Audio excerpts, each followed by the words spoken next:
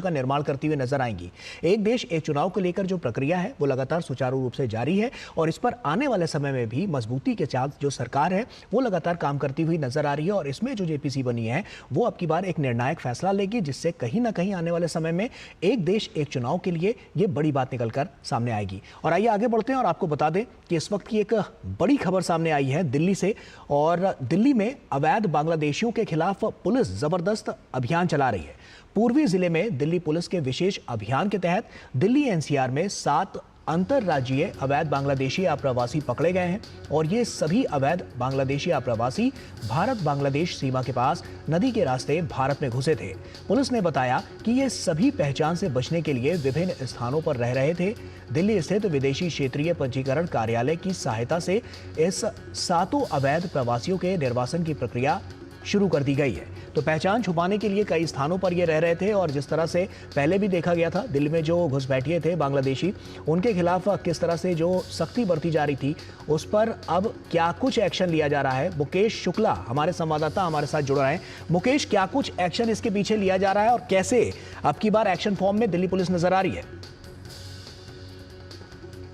बिल्कुल गौरव, ये एक और बड़ी खबर है जो आज निकल करके सामने आ रही है। होली से ठीक पहले जब राजधानी में भारतीय जनता पार्टी की सरकार आई तो उसके बाद चीफ मिनिस्टर ने गृह मंत्री अमित शाह से मुलाकात की। उसके बाद फिर से घुसपैठियों के खिलाफ, रोहिंग्या के खिलाफ, बांग्लादेशियों के खिलाफ ताबड़तोड़ एक्शन देखने को मिला। होली से ठीक पहले दक्षिण और दक्षिण पश्चिम जिले की टीम ने 10 से ज्यादा ऐसे बांग्लादेशियों को पकड़ा था और उसके बाद ठीक अभी देखिए आज 7 लोगों को और फिर गिरफ्तार किया गया। उसके बाद उनकी डिपोर्टेशन की तैयारी की जा रही है, जिसमें एक बच्चा और कुल 7 लोग हैं। दिलावर खान नाम का व्यक्ति था जिसको 16 तारीख को सबसे पहले दिल्ली पुलिस ने पकड़ा और उसके बाद उससे जब कठिन पूछताछ हुई तो उसने खुलासा किया कि ये तमाम लोग बांग्लादेश से आए और दिल्ली के विभिन्न इलाकों में लाजपत नगर, लक्ष्मी नगर, कमला मार्केट वहां पर रह रहे थे और एक की गिरफ्तारी यूपी से भी हुई है। यानी दिल्ली एनसीआर तक दिल्ली पुलिस ने छापेमारी करी और ताबड़तोड़ गिरफ्तारियां करी हैं।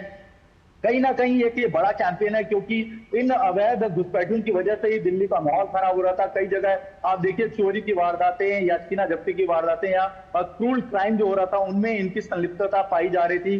तो ऐसे में लगातार जो है वो शिकायत भी आ रही थी, अडुल्लू की तरफ से भी शिकायत आ रही थी, तमाम अलग अलग कॉलोनीज की तरफ से भी शिकायत आ रही थी कि ऐसे अनवांटेड फेस है जो उनके इलाकों में आकर के रह रहे हैं, जिनकी कोई पहचान नहीं है, तमाम संदिग्ध लोग हैं। और अब दिल्ली पुलिस ने लगातार इन पे छापेमारी करनी शुरू कर दी। एक बड़ा एक्शन है गौरव, 7 लोगों को जैसे इन्होंने पकड़ा और डिपोर्ट करने की तैयारी है। इससे पहले आप देखें तो बीते वर्ष में 100 से ज्यादा ऐसे अवैध घुसपैठियों के खिलाफ दिल्ली पुलिस ने कार्रवाई करी थी। तो ये आंकड़ा बढ़ता जा रहा है और मुझे लगता है ये एक्शन आगे आने वाले समय में और तेज होता दिखाई देगा। ऐसे में अभी किन किन जगहों पर और धरपकड़ जारी है, क्योंकि ये भी बताया जा रहा है इनपुट्स इस तरह के भी हैं कि और भी अभी जो अवैध बांग्लादेशी हैं या अवैध प्रवासी हैं उनको अभी धरपकड़ उनकी और सुचारू रूप से चल रही है। किस तरह से एक्शन में अब की बार दिल्ली पुलिस नजर आ रही है? बिल्कुल, ये एकदम सरगर्मी से इनकी तलाश चल रही है। और देखिए गौरव, जितने आंकड़े हैं 1000 से ज्यादा हर जिले में पुलिस ने जो है वो डेटा कलेक्ट किए हैं और जा करके जितने भी स्लम्स एरिया हैं, बस्ती हैं, जहां पर ऐसे लोगों के रहने की उनको सूचना मिली है, पुलिस अपने खुद टीम के साथ एसएचओ, एसीपी, डीसीपी की निगरानी में रेड कर रही है। और उसके बाद इनके आंकड़े जो है वो तमाम जिलों में भेजे गए हैं और उसके बाद आसाम, बांग्लादेश, गुवाहाटी, इन इलाकों में भी टीमें भेजी गई हैं और वहां से भी इनके आने के सोर्सेस का पता लगा जा रहा है, इनके किंगपिन का पता लगा जा रहा है, कौन इनको यहाँ लेकर के आते हैं, कि क्या मकसद होता है उनका, क्या पैसे लिए जाते हैं। ऐसे कुछ लोगों को दिल्ली पुलिस ने बीते वर्ष में अरेस्ट भी किया था, जिनमें कुछ लोगों ने इनकी मदद करी थी इनके नकली दस्तावेज बनाने में, इनके आधार कार्ड बनाने में। और एक बार फिर से दिल्ली पुलिस इसी तरह के एक्शन में, मैं आपको बताऊं, द्वारका हो गया, आप वसंत कुंज के इलाके में चला जाइए, यहाँ पर जो तमाम इलाके हैं और सबसे ज्यादा है आप अगर साउथ ईस्ट में जाते हैं तो वहां पर कालिंदी कुंज और इसके आसपास के इलाके जो है वहां पर आपको काफी मात्रा में ऐसे लोग जो है वो देखने को मिल रहे हैं और वहां पर काफी गिरफ्तारियां पहले भी हो चुकी हैं। संगम विहार के इलाके में, खजूरी खास के इलाके में गिरफ्तारी हुई। तो मुझे लगता है एक बार फिर से बड़ा एक्शन होगा और जो लोग इस एक्शन में नहीं आना चाह रहे होंगे मुझे को लगता है खुद हिंदुस्तान छोड़ के चले जाएंगे और जिन्हें दिल्ली पुलिस पकड़ेगी उनका डिपोर्टेशन तय। मुकेश, ऐसे में मॉनिटरिंग किस तरह से की जा रही है और जो लोग पकड़े गए उनके खिलाफ किस तरह से आगे की कार्रवाई की जाएगी?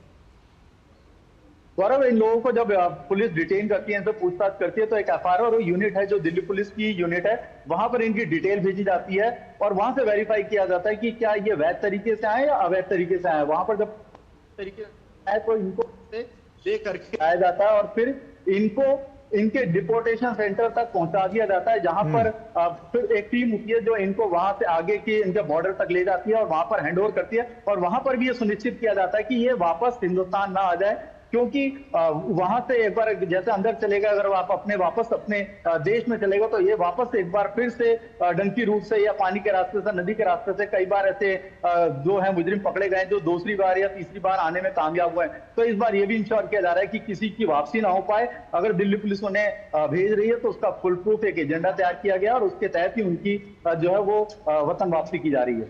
क्या अभी तक जो पूछताछ हुई है मुकेश, उसमें कुछ और भी तथ्य निकलकर सामने आए हैं? क्या ये और भी लोगों के बारे में कोई जानकारी, कोई बड़ा खुलासा अब तक हुआ है कि जिससे और भी आगे गिरफ्तारियां हो पाए?